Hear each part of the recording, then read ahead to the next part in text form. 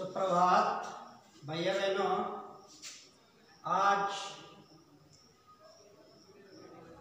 पाठ 6 पद्यांश में आपको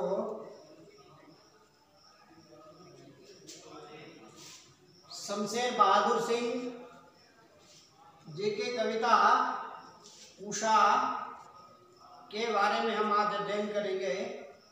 कवि ने इसमें वर्णन किया है कि प्रातःकाल सूर्योदय से पूर्व का जो समय होता है वो प्राकृतिक दृष्टि से कैसा दृश्य होता है, यही कवि ने इसमें बताया है। तो इसको समझने का प्रयास करेंगे कविता के माध्यम से। कवि कहते हैं, प्रातः नभ था बहुत नीला शंख जैसे भोर का नभ। कवि कहते हैं कि प्रातः माने सवेरे सूर्य उदय से पूर्व, नभ माने आकाश, था माने था, बहुत नीला शंख जैसे, बहुत ही क्या है, नीला नीले रंग का था। और शंख का जैसे जो है वर्ण होता है, रंग होता है, उसी तरह से स्वच्छ निरभ्र, जिस पर किसी भी प्रकार का कोई दाग और धब्बा न हो, ऐसा। भोर का नभ, भोर माने प्रातः सुबह का नभ। भोर कब होती है? सूर्योदय से पूर्व का समय का वर्णन किया गया है। फिर कवि ने दूसरे शब्दों में क्या कहा, राख से लीपा हुआ चौका अभी। ठीक है, कवि कहते हैं कि ऐसा लग रहा है, वो क्या है, भोर का नभ ऐसा लग रहा है कि जैसे राख से लीपा हुआ चौका। जैसे प्रातःकाल हमारी माताएं सुबह उठ करके अपने रसोई में प्रवेश करती है और अपने चौके को क्या है, राख से लीपती है। और कवि ने कहा कि प्रातः भोर का नभ भी ऐसे लग रहा है। भोर के नभ की तुलना जो है क्या है, किससे की गई है? राख से लिपे हुए चौक से की गई है। जैसे वो राख से लिपा हुआ चौका जैसे गीला होता है, ऐसे ही वह प्रातःकाल जो है आकाश का जो दृश्य है। बहुत काली सिल जरा से लाल केसर से कि जैसे झुल रही हो। और फिर कवि ने क्या कहा है कि ऐसा लग रहा है वो जैसे बहुत काली सिल होती है ना, अर्थात सिल माने जिसमें हम क्या है, एक पत्थर का बड़ा पत्थर होता है, उसको आकार दिया जाता है सिल का, ये नहीं सिलबट्टा जिसे कहते हैं, जिस पर हम क्या है, चटनी इत्यादि मसाले आदि पीसते हैं।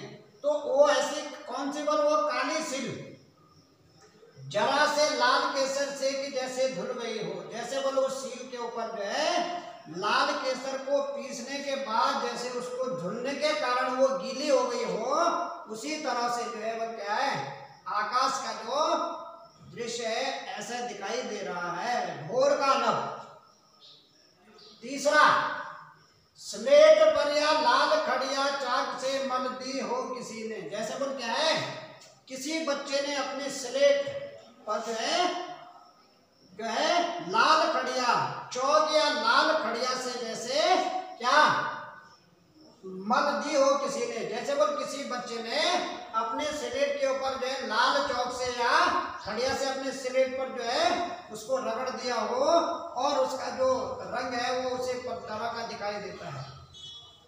तो आकाश का जो रंग है वो भी ऐसे बदलता है धीरे धीरे। जब सूर्य उदय होता है तो आसमान में क्या है, जिस दिशा से सूर्य निकलता है उस दिशा से लालिमा आने लगती है। तो वो केसर की तरह लाल रंग का, और खड़िया भी कैसी होती है, ऐसे जो है लाल रंग की। जैसे मैंने ये चौक लिखा है, ऐसे ही जो है वो क्या है, धीरे धीरे वो क्या है, आसमान का जो रंग है वो बदलना शुरू हो जाता है। नील जल में या किसी की गौर झिलमिल देह जैसे खिल रही हो। फिर कवि कहते हैं कि वो प्रातः जो नभ है, भोर का नभ ऐसे दिखता है, बोले जैसे क्या है, नीले जल में, जैसे नीले जल में किसी की गौर माने किसी भी व्यक्ति या मनुष्य की गौर झिलमिल, गौर का मतलब गोरा बदन जैसे जो है पानी में उतरते हुए व्यक्ति का जैसे शरीर वो क्या है दिखाई देता है। उसी तरह से क्या है, वो आकाश का जो नभ है वो भी बोल इतने क्या है, प्रातः काल का जो नभ है ऐसे ही दिखाई दे रहा है। ठीक है, जैसे किसी व्यक्ति का जो गोरा बदन है वो जैसे बोल क्या है स्नान करने के लिए जल या तालाब में जाता है, वो जैसे पानी क्या है हिलोरे लेता है, उसी तरह से उसका जो देह शरीर है वो भी जैसे बोल क्या है दिखाई देता है, उसी तरह से भोर के नभ की भी तुलना उससे की गई है। और कभी कहते हैं जादू टूटता है इस उषा का, अब सूर्योदय हो रहा है। फिर कवि ने कहा कि ऐसा ये तमाम दृश्य दिखने के बाद जो है फिर वो जो जादू है वो क्या हो जाता है, समाप्त हो जाता है। यानी जादू भी जो है ज्यादा समय तक नहीं, जादूगर भी ज्यादा, जादू क्या है कुछ समय के लिए दिखाई देता है, जादू थोड़े समय के लिए दिखाता है। उसी तरह से ये भी क्या है, ये प्रकृति का जादू है सूर्योदय से पूर्व का, और जब सूर्य उदय हो जाता है तो फिर वही वातावरण फिर क्या है प्रकाश में क्या हो जाता है, आलोकित हो जाता है। तो इसमें कवि ने ज्यादा जो है उपमा अलंकार की जो है तुलना की है।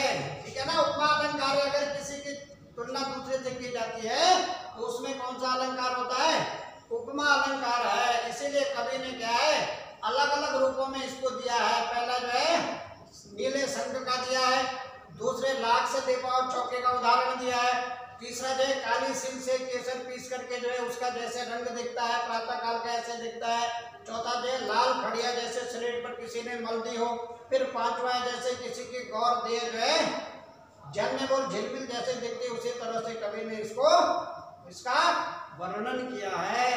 इति सिद्धम। इसके बाद प्रश्न उत्तर आपको भेज देंगे। धन्यवाद।